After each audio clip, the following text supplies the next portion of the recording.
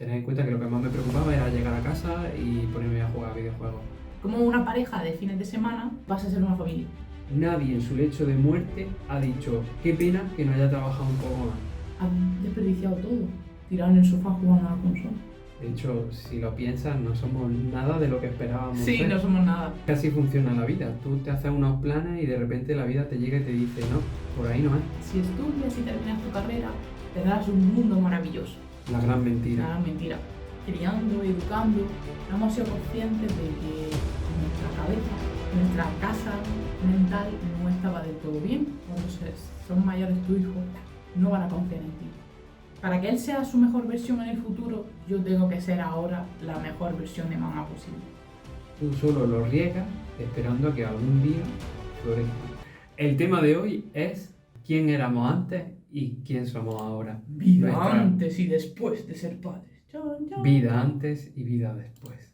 ¿Hay vida después de ser padre? Es la gran pregunta que todos estáis haciendo, yo lo sé. Hay vida después de ser padre. Sí. Pero no la que tú crees. Hay que cambiar mucho, mucho de perspectiva. Y de eso vamos a hablar hoy. Venga, Pedro, cuéntame. ¿Quién eras tú antes de ser padre?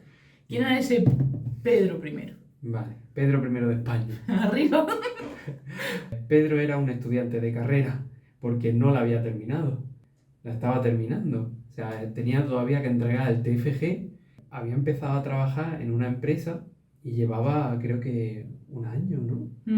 Había dejado, empecé como práctica, lo dejé para terminar el TFG y después volví después de 4 meses. Entonces, era un estudiante que apenas estaba empezando a trabajar, que vivía todavía con sus padres y que lo único que pensaba era en jugar a videojuegos, en esa época algún MMO, no recuerdo si era Tera o el WoW, y lo único que me preocupaba en ese entonces era terminar la carrera y empezar a trabajar. Y justo ese año, el año anterior, se murió mi abuelo, que para mí era como mi padre. Entonces decidí terminar la carrera más que nada por la promesa que le hice de acabarla. Entonces, digamos como que yo era una persona que estaba recién salida de todo. No había empezado a moverme por el mundo. A nivel mental estaba muy poco desarrollado también. O sea, tened en cuenta que lo que más me preocupaba era llegar a casa y ponerme a jugar a videojuegos. Y obviamente tenía unos hábitos horribles. Tenía unos hábitos de comida basura, de no hacer ejercicio, nada de ejercicio. Y eso ha cambiado a raíz de ciertas cosas en mi vida y sobre todo de ser padre. ¿Y tú qué? ¿Quién era Mari antes de ser madre? Era una persona muy infantil, muy inocente. Una niña muy buena. Yo siempre he sido la típica niña buena. Tenía el síndrome de niña buena. Ya había terminado mis estudios, yo estaba trabajando. Soy mayor que Pedro. Entonces yo estaba trabajando, estaba en mi primer trabajo de lo mío, como eso que se dice, ¿no? Y pues lo típico, lo estaba dando todo, echando un montón de horas, quería mejorar, quería destacar. De hecho yo estaba cubriendo un puesto temporal de una baja por maternidad. Pues que eso que en mi mente no estaban los planes de ser, ¿no? Y un poco pues los hábitos que tenían eran los mismos que él.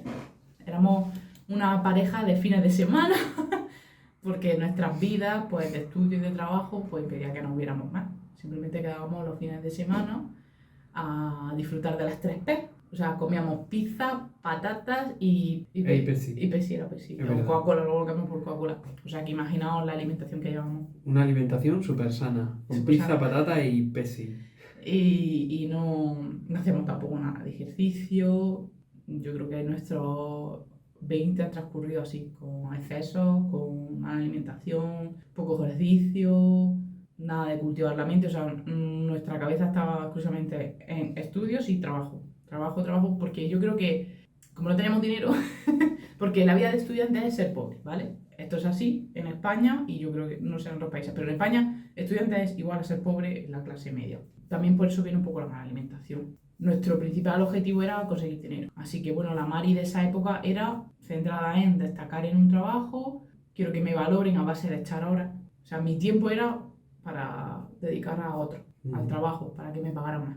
Eso, y quedar con mi pareja los fines de semana. No quería hijos, no quería vivir en pareja. Sí había pensado en que quizás podía dar el salto a nivel laboral, siempre todo lo estaba a nivel laboral. A mudarnos a una gran ciudad, tipo Valencia, tipo Madrid, para apuntar a empresas más punteras en nuestros sectores. Todo enfocado al mercado laboral y nada de pensar en formar una familia. De hecho, si lo piensas, no somos nada de lo que esperábamos Sí, no ser. somos nada. Yo no quería hijos, no quería vivir cerca de mi pueblo natal y quería estar en una gran empresa, una gran multinacional, trabajando todo el día. Ta, ta, ta, ta, ta. Pero es que así funciona la vida. Tú te haces unos planes y de repente la vida te llega y te dice, no, por ahí no es.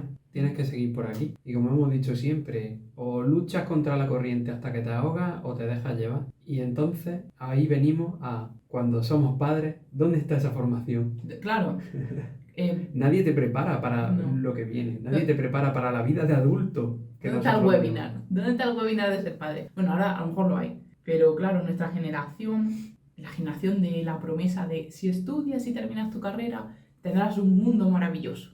Mentira, La gran mentira. una gran mentira. Y el que la respuesta de todo está en los libros. Otra gran mentira. Así que no teníamos respuesta para ser padres, no teníamos... Como una pareja de fines de semana pasa a ser una familia. Desde vivir juntos, la convivencia, empezamos a vivir juntos. No se nos había pasado por la cabeza, teníamos ligeras ideas, pero nunca habíamos hecho el plan de acción, que es lo que decimos siempre. Que ideas puedes tener un montón, pero de verdad pasar a la acción es más complicado. Éramos de pasar poco a la acción. Ideas teníamos muchas, pero acción poca. Yo he hecho mucho en falta eso, a mí nadie me ha explicado cómo ser madre, a mí nadie me ha explicado cómo tengo que gestionarme económicamente con mi pareja.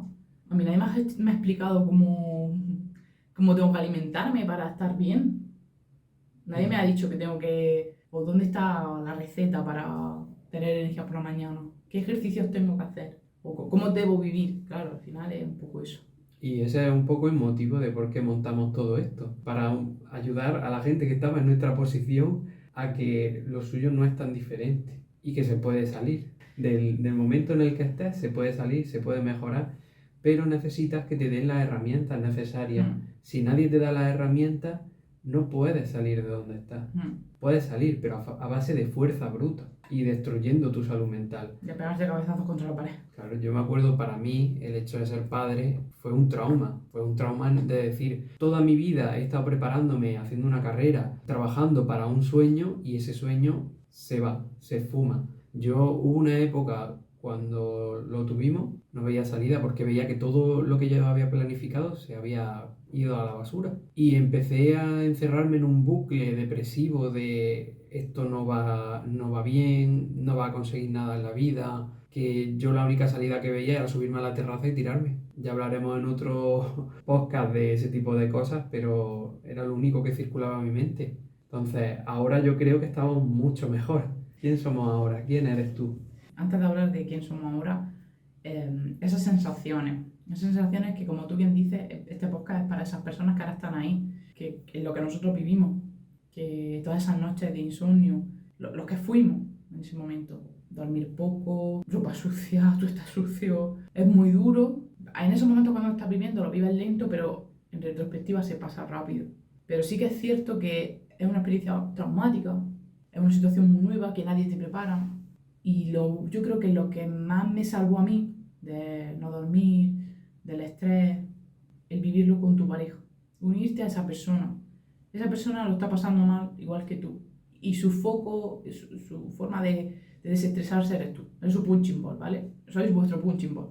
Pienso que al final, hablando, entendiendo, empatizando con tu pareja, muchas veces hablamos de depresión postparto, que aunque lo tocaremos en otro podcast, yo siempre he dicho que se produce en la mujer por un tema hormonal, pero sí que es cierto que un choque tan fuerte también en la pareja, en el hombre, también el que tú tengas unas expectativas de vida y que de repente, mira, que esto no va a ser así. A corto plazo no va a ser así. En un futuro, pues bueno, en un periodo de un año, 6 meses a un año, no. Es un shock muy fuerte. Hilando con eso, ¿dónde estamos ahora?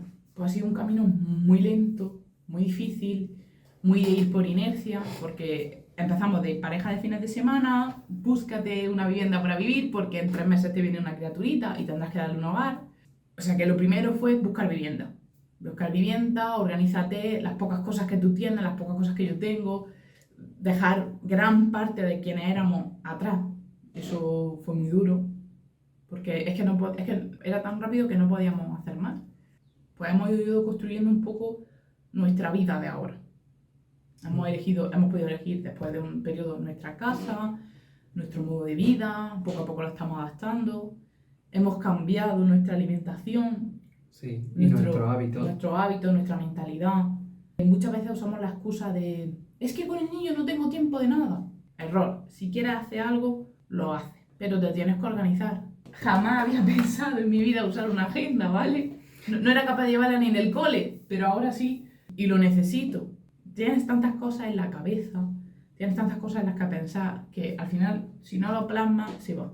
Y no solo que se vayan, sino que te generan estrés. Si tú no tienes un sitio donde plasmar todo lo que tienes que hacer, si no eres eficiente con el tiempo que tienes como padre, lo que va a ocurrir es que al final no le dedicas el tiempo suficiente al niño, no le dedicas el tiempo suficiente a tu pareja, y al único que le estás dedicando, por desgracia, es al trabajo. Nadie en su lecho de muerte ha dicho, qué pena que no haya trabajado un poco más.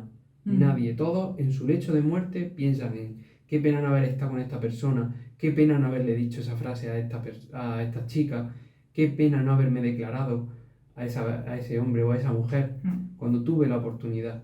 No te arrepientas del tiempo que no le dedicas a tu hijo por no organizarte bien. Ya no solo a tu hijo, es a ti. Ojalá hubiera hecho esto, ojalá hubiera hecho más deporte, ojalá hubiera ido a este sitio, ojalá hubiera emprendido. Es que lo puedes hacer.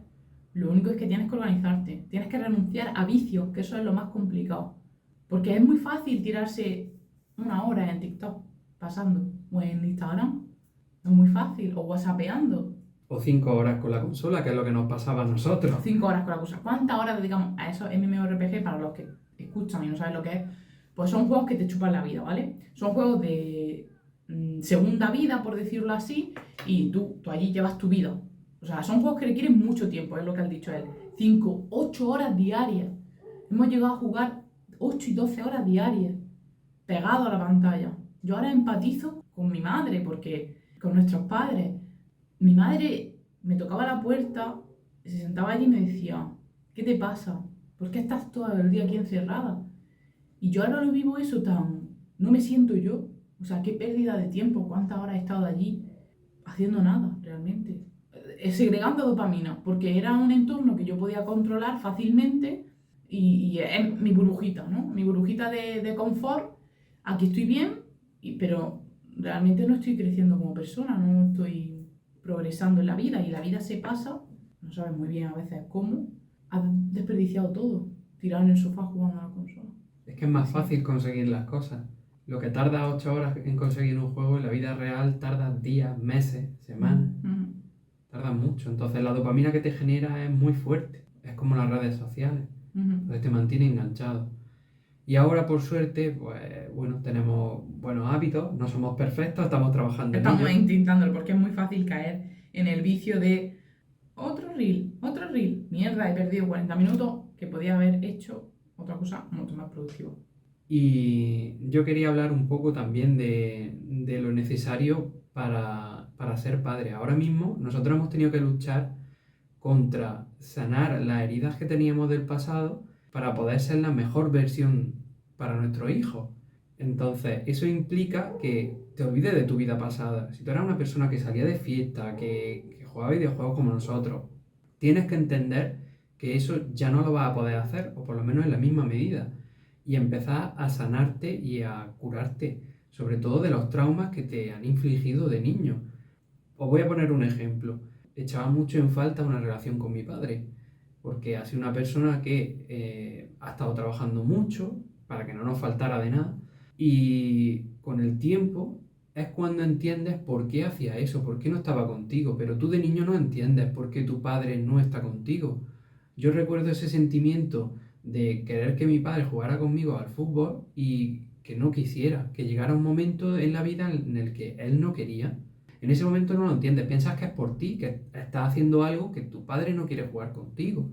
Cuando empiezas a verlo con distancia, cuando eres padre, con perspectiva, entiendes por qué pasaba. Y todas esas cosas las he tenido que ir sanando poco a poco con él. Y me dijo en su momento una frase que te puede servir para cuando estás educando a un niño, y es, por mucho que tú te esfuerces en darle la mejor educación posible, en estar con él al 100%, habrá algo que haga que lo traumatice, en el sentido de que se le quede marcado de cara al futuro. Lo único que puedes hacer es tener una relación tan buena de confianza con él que en el momento que, por desgracia, tú cometas un desliz y al niño se le quede grabado, tenga esa conexión contigo para sentarse y decir, ¿qué ha ocurrido aquí, papá? ¿O por qué has hecho esto? O, me gustaría que pases más tiempo conmigo. Hace poco el niño me dijo a mí, papá, me gustaría que dibujaras más conmigo, porque él notaba que yo pasaba menos tiempo dibujando con él. Pues lo único que puedes hacer ahí es, me lo ha dicho, ¿cómo puedo hacer para pasar ese tiempo de calidad? Yo creo que eso es educar siendo consciente de las cosas que a ti te hicieron daño, porque estos sentimientos que tú dices no se despiertan o no se avivan hasta que tú estás criando y entonces haces algo que tú recuerdas que a ti lo hicieron contigo, pero algo te chirría. Algo dices tú dentro de ti. No, ¿cómo me sentí yo cuando mi madre o mi padre me dijo esto o hizo esto? ¿Me sentí bien? ¿Me sentí mal? Y es lo que intentamos nosotros evitar. Muchas veces ya no es solo el no pasar tiempo, sino a la hora de verbalizar las emociones o el típico, ¿pero por qué lloras? O no llores más. Eso me lo dijo a mí nuestro hijo, me dijo, pero no llores. Y me sentó mal, porque yo entendía que eso no le tienes que decir a una persona que está triste. Pero claro, nosotros lo decimos constantemente. ¿Por qué lloras? ¿No? Esa incomprensión, esa falta de empatía. No, estás llorando, dime qué te pasa, dime cómo te puedo ayudar. O si no quieres hablar, simplemente estoy aquí. Como yo le digo a él, si yo viniera un día del trabajo, me ves que estoy enfadada, que te estoy tratando mal, que estoy así como mal, y me dices tú, ¿pero qué te pasa? Y me pongo a llorar, ¿tú le harías eso a tu pareja? A la persona que quieres. Pero deja de llorar, otra vez, estás quejándote por todo. Pues no, ¿verdad? Porque esa persona se sentiría todavía peor. Tienes que empatizar y decirle, pero ¿qué te pasa? Es que ha ido hoy el día mal, es que... O sea, no hay que minimizar los sentimientos de la persona, sino hay que intentar empatizar y conectar. Y si no podemos ayudarle a solventar el problema, pues por lo menos acompañarlo, ¿no? Con el niño es igual. Yo no le puedo decir, anda, eso es una tontería, por lo que estás llorando. No, eso no tiene importancia. Frases que yo en mi niñez he vivido, que a lo mejor no tiene, para ti como adulto no tiene importancia que hoy su amigo no haya querido jugar con él en el patio. Dirá, no tiene importancia, mañana juega contigo, claro, pero a lo mejor eso trasladado a tu realidad es que hoy tu compañero de trabajo no te ha llamado para ir a desayunar o te ha mandado un correo muy feo. Hay que extrapolar un poco tus vivencias con las de él y tratarlo como a ti te gustaría que te trataran. Y eso yo lo he comprendido pues entendiendo cómo ha sido mi niñez y las cosas que a mí me hacían sentir bien de niña y las que no. Al final yo tengo muy presente pues cómo mi madre me ha criado muchas veces, pues digo, pues sí que se ha tenido que esforzar porque eso, venimos de una educación antigua en la que el padre no estaba presente, el padre también estaba trabajando por 12 horas diarias, que es lo normal en ese momento, y un poco ahora también hay personas que son así. Y tiene esa ausencia de padre, ¿no? De por qué mi padre no está conmigo. Eso luego deriva, para todos esos padres que no son presentes, tenéis que entender que eso derivará en que cuando son mayores tu hijo, no van a confiar en ti. Yo con mi padre, pues tengo una relación cordial. Hola, ¿qué tal? ¿Cómo estás? En momentos puntuales, pues puedo contarle alguna cosa, pero para temas de verdad íntimos míos, difíciles o... No, porque no tenemos esa relación, porque yo a mi padre lo veo como una autoridad. Y por supuesto, yo sé que si yo voy con mi padre a algún problema, él con su buena intención me va a intentar ayudar, pero al final, un poco egoístamente, recurrimos a las fuentes que sabemos que nos van a dar la respuesta un poco que queremos, ¿no? Que nos entienden. Y esto me lleva un poco a qué queremos ser nosotros, con toda esta baratijo, esta revuelto de enseñanza de nuestros padres, cosas que estamos aprendiendo por el camino, esas situaciones tensas que hemos vivido. ¿Qué queremos ser? ¿A dónde queremos evolucionar? ¿Para qué es todo esto? Yo creo que hacer la mejor versión posible que tengamos de cada uno. Vamos a educar a un niño con un ejemplo que pueda servirle de referente. Pues mi padre y mi madre pues hacen ejercicio, se hablan bien, pasan tiempo conmigo y eso solo lo consigues trabajando en ti mismo de primera. Y cuando empiezas a trabajar en ti mismo, todo ese cambio se ve reflejado hacia el exterior. Tu relación de pareja empieza a evolucionar, tu relación con tu hijo empieza a evolucionar. Vamos a ser esa referencia de buenos hábitos que pueda tener nuestro hijo para el día de mañana, que seamos ese referente de confianza, de decir, bueno, pues puedo acercarme a mi madre o a mi padre y preguntarle sobre esto. Entonces, si el día de mañana tiene una duda de algo, pues que sepa que estamos ahí. Luego puede venir o no, sobre todo en la adolescencia, pero ser el mejor ejemplo que podamos. Yo creo que sí, que al final, criando, educando, hemos sido conscientes de que nuestra cabeza, nuestra casa mental no estaba del todo bien. Y entonces pues estamos intentando, digamos, hacer limpieza y adecentarla mientras que vamos colocando los muebles. Quiero que él de adulto sea, para que él sea su mejor versión en el futuro, yo tengo que ser ahora la mejor versión de mamá posible. Y es lo que Pedro dice, quiero que me vea esforzándome porque las cosas de verdad, las que importan, cuestan. Es muy fácil conformarse con un trabajo pues, mediocre, un ingreso mediocre. No estamos tan mal. Sí, no estamos mal, pero se puede mejorar. Siempre se puede mejorar. Lo que pasa es que lleva tiempo, esfuerzo y mucha dedicación.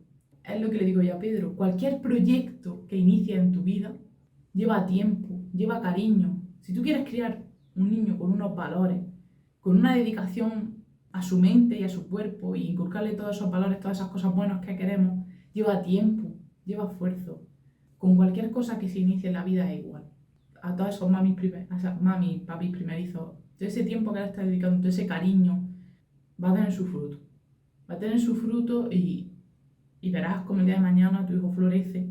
Es como la metáfora del bambú. El bambú puede estar regándolo durante 4 años que no sale. Y después de esos 4 años, el bambú crece hasta alcanzar los 10 o 15 metros, me parece que eran. Es así, educar a un hijo. Tú solo lo riegas esperando a que algún día florezca. Así que bueno, nuestra vida, en retrospectiva, ha evolucionado de no preocuparnos por nada a tener que comprarnos agenda para poder llevar todas las cosas por las que nos preocupamos.